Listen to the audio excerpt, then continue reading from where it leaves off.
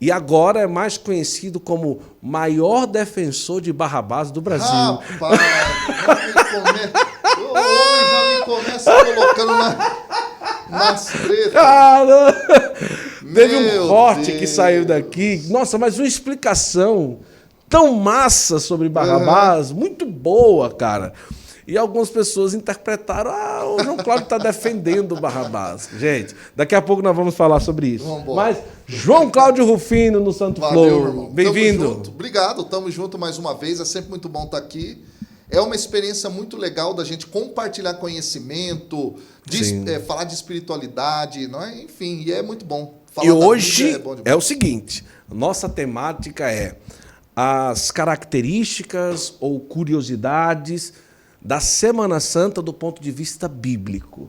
Então nós vamos falar coisas que a gente nunca conseguiu, assim, talvez trazer uma possibilidade de interpretação, novidades. Vamos buscar aqui interpretar coisas que geralmente a gente vive na Semana Santa, não entende direito, tirar algumas dúvidas. Então, vamos trazer aqui características bíblicas da Semana Santa, um tempo que a gente está se aproximando, eu tenho certeza que vai ser muito interessante.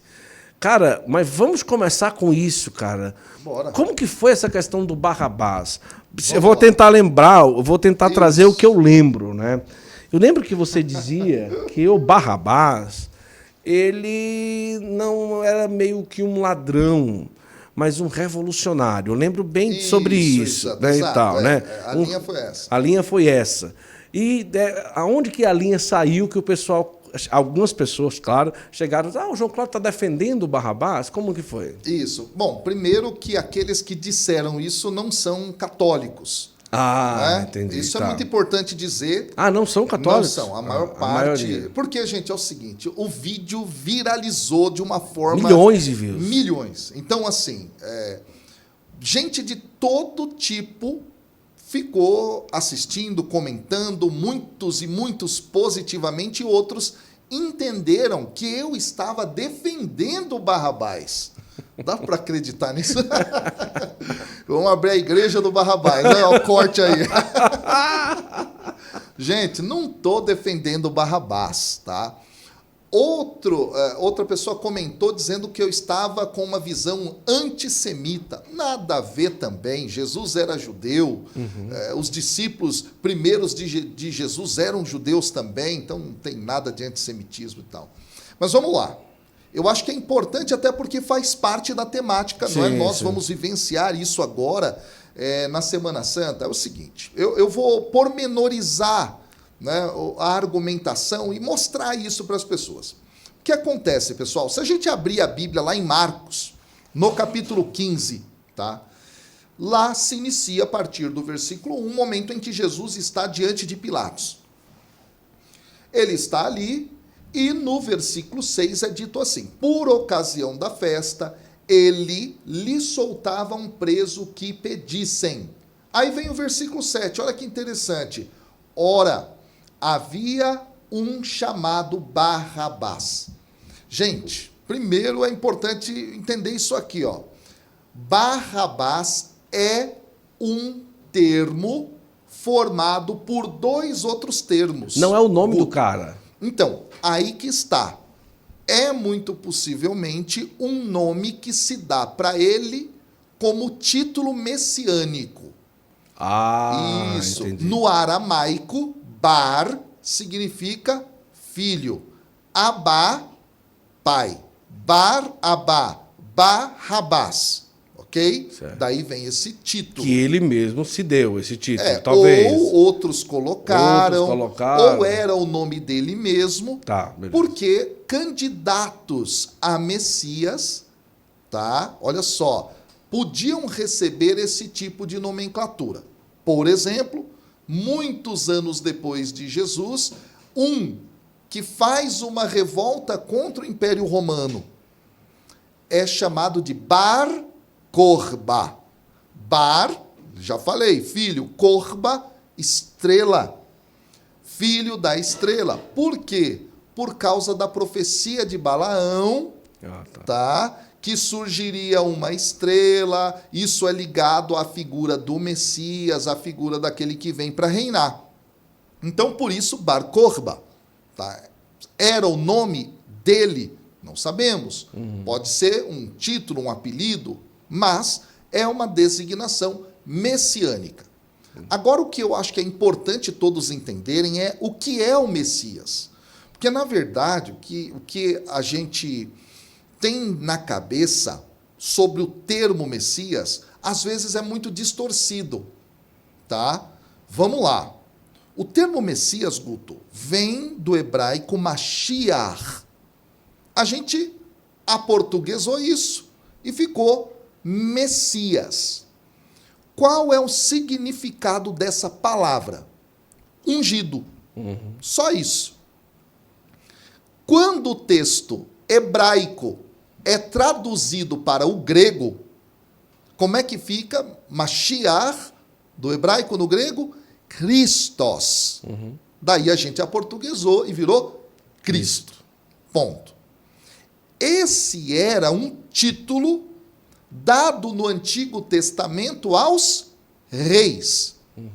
Tá? Também a profetas, mas sobretudo o destaque aqui é o rei. Certo. Onde nós vemos isso? Salmo número 2. Tá? Eu vou até lá o Salmo número 2 agora, para a gente poder dar uma olhada nisso diretamente na fonte.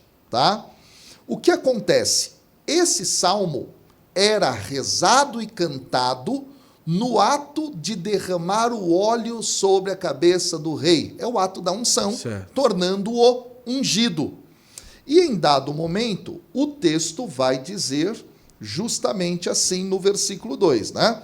Os reis da terra se insurgem e unidos os príncipes enfrentam o Senhor e o seu Messias. Olha aí, o seu ungido. Em algumas Bíblias se traduz o seu Cristo, diretamente assim. Aí o texto continua, eu não vou fazer uma exegese dele aqui agora, mas lá no versículo 6 aparece assim, ó: fui eu que consagrei o meu rei. O termo consagrei, aqui na Bíblia que eu estou usando neste momento, que é a Bíblia de Jerusalém, é o verbo machar, que significa ungir. Fui eu que ungi o meu rei. Pronto. Lá se fala de Messias, aqui se fala que o rei é um ungido, um Messias. E aí vem o versículo 7. Na voz do próprio rei, ele diz: publicarei um decreto do Senhor. Ou seja, Deus está instituindo o seu rei. Ele me disse: tu és meu filho. Eu hoje te gerei. Vamos entender isso. O rei publica o que Deus Pai fala para ele. O rei diz que Deus falou que ele era o filho. Sim. Portanto, o termo filho de Deus era usado para designar o rei. Sim. Por isso nós chamamos Jesus de filho de Deus. Ok? Neste sentido, Guto, Barrabás é filho do Pai. Filho de Deus. Ponto. Neste sentido, alguns daquela época acreditaram que ele era o Messias que haveria de chegar da parte de Deus. E por que alguns acreditaram? Porque ele era, aí que vem o grande detalhe, um revolucionário político. Quando nós continuamos o texto de Marcos, no capítulo 15, seguintes, lá no versículo 7, é dito assim: ora, havia um chamado Barrabás, preso com outros amotinadores. Em grego, a palavra amotinador é stasiastes. Esta palavra significa revolucionário ou revoltado. Ah, tá. Esse é um detalhe importante. Aí o texto diz que numa revolta, a palavra revolta tem a mesma raiz no grego, stasis. tá? Numa revolta. Eles haviam cometido um homicídio. Aí que é o ponto. Então, ele é um revoltado político. Alguns tinham essa esperança de um rei neste sentido, sim, armado, tá? E por esta razão é que eles vão pedir para soltá-lo. A questão que alguns colocam é, tá bom, como é que os romanos iam expor este como uma opção, já que ele seria contrário ao próprio império? Sim. Essa resposta não é dada no texto. Sim. Fato é que o texto diz que isto ocorreu. Aí, quando nós olhamos lá na frente, no Evangelho de João, que narra essa cena também, no capítulo 18, no versículo 40, tá? Eu até deixei na margem aqui a referência para não ficar indo e voltando aqui no texto.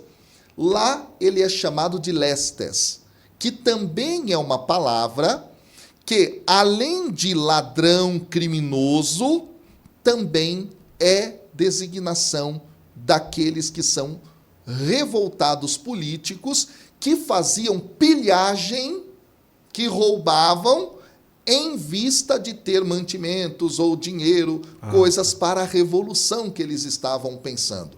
Flávio Josefo, que é um historiador da época, ele usa o termo lestes exatamente com esse sentido. Alguém que era um revolucionário político. Então, diante de Jesus, que é um Messias, tá? Verdadeiro. Ó, pessoal, Jesus é que é o Messias verdadeiro, tá bom? Vamos lá deixar isso bem claro aqui. Mas não tinha este programa revolucionário. Sim. O que vai ocorrer, então, é que eles vão, obviamente, escolher Barrabás. Tá claro isso? Sim. Tá. Esse é o ponto. Então, Jesus, a partir daqui, então, vai ser conduzido a todo o processo da crucificação. Nesse sentido, é importante que nós lembremos que ele vai ser identificado, sobretudo a partir do Evangelho de Marcos, que é a base para Mateus, que é a base para Lucas, como o servo sofredor. Tá, professor, mas o que é o servo sofredor? Aí a gente volta lá em Isaías. Isaías é dividido em 3 partes. Do capítulo 1 até o capítulo 39, é o texto de Isaías que está sendo elaborado na sua maior parte com referências ao antes do exílio da Babilônia. Sim. Tá? O texto do capítulo 40 ao 55 de Isaías já é uma parte que está sendo elaborada no exílio da Babilônia, sobretudo no momento final desse exílio. Ok? O que acontece? Dentro desse texto, existem alguns cânticos dedicados à figura de um servo de Deus que vai sofrer. E ele vai sofrer como? Vai carregar sobre ele os pecados e vai ter uma morte expiatória. Isso é muito interessante e isso nos leva a uma reflexão dessa figura na medida em que ele se parece Sim. bastante com as figuras sacerdotais que são apresentadas dentro do livro do Levítico. Porque lá no livro do Levítico, por exemplo, você tem uma série de sacrifícios que são feitos, entre os quais o sacrifício pelo pecado, chamado em hebraico de hatat. Esse sacrifício pelo pecado, ele ocorria como? A pessoa colocava as mãos sobre a cabeça do cordeiro, e aí, ó, a Páscoa Sim. já tá aí também. Tá? Por isso que eu estou trazendo essa referência. Então, se colocava a mão sobre a cabeça desse cordeiro, como que confessando os seus pecados, transmitindo os seus pecados para o animal, que será abatido. Parte dessa carne vai ser queimada, parte, olha que coisa fantástica, o sacerdote come, como se ele estivesse assumindo o pecado do povo, e depois o sacerdote faz um sacrifício por si mesmo, pedindo perdão dos seus pecados e a sua purificação. Olha só. Entendeu? Então, nesse sentido, é que Jesus vai ser entendido como esse servo sofredor. que carrega sobre si as dores, que carrega as faltas do povo, e ele vai ter essa morte que é uma morte expiatória, porque aí nós agora vamos dar um salto na teologia bíblica, vamos para o Evangelho de João, lá, sobretudo, ele vai ser compreendido como o grande Cordeiro de Deus que tira o pecado do mundo. Daí nós entendemos a teologia que está lá também no texto bíblico do Novo Testamento, mas é um texto mais posterior, que é o texto que é chamado de Carta aos Hebreus, que aí já é uma outra história também, se é carta, não é, sim. tá? Mas vamos chamar de Carta aos Hebreus, que é o que todo mundo comumente conhece. Lá Jesus vai ser mostrado de forma muito profunda por uma teologia que o afirmará como o sacerdote, o altar e o cordeiro, que realiza um sacrifício perfeito pelo pecado de toda a humanidade, ao mesmo tempo também que esse sacrifício diz respeito a uma comunhão com o Pai e daí por diante. Tá? Caramba, é muito interessante. Nossa, o professor João Cláudio dá uma aula assim, né, cara? É impressionante, viu, cara? É isso, muito né? bonito, né? Então você não defendeu Barrabás. Eu não defendo Barrabás. E ele também não era um bonzinho, também, E como também as pessoas... ele não era bonzinho, e também ele não era o verdadeiro Messias. Isso. Teve gente que falou, isso mesmo, Barrabás é o verdadeiro Messias. Eu falei, Jesus, esse povo... Ele era um candidato, ele era um cara Era que... um cara que se apresentava como Messias, porque na época de Jesus... Era contra o... Ele era um revolucionário, era, com certeza. Existiam outros que diziam, eu sou Messias e tal. E vinham com seus programas messiânicos. No caso, então... Tanto é que para chegar até Jesus e dizer assim, vamos prender e crucificar, houve ali uma demora, olha, tem mais um que está falando que é o Messias e tal, não sei o quê... Quem que é? Olha, Jesus de Nazaré, que está juntando gente, não sei o quê, barará. Não é aquela coisa, ficou sabendo, prendeu, matou. Porque isso era uma coisa comum de aparecer uma pessoa que... O próprio Jesus, no capítulo 13 de Marcos, que é um texto muito interessante para isso, ele vai falar, vai chegar um momento em que uns vão dizer, eu estou aqui, eu sou o Cristo, sei lá o quê. Isso. Quer dizer, havia, tá, já naquele momento... diversas pessoas que circulavam dizendo, eu sou o cara que está escrito lá nos textos proféticos do Antigo Testamento e etc, etc, etc. Sim. Tá? Só que eles apresentavam alguns programas messiânicos, alguns desses, como os zelotas apresentavam, que era justamente isso, de fazer pilhagem para você ter recursos, para você manter um exército, para você ir contra o Império Romano naquele momento e assim por diante. Tá? Muito legal.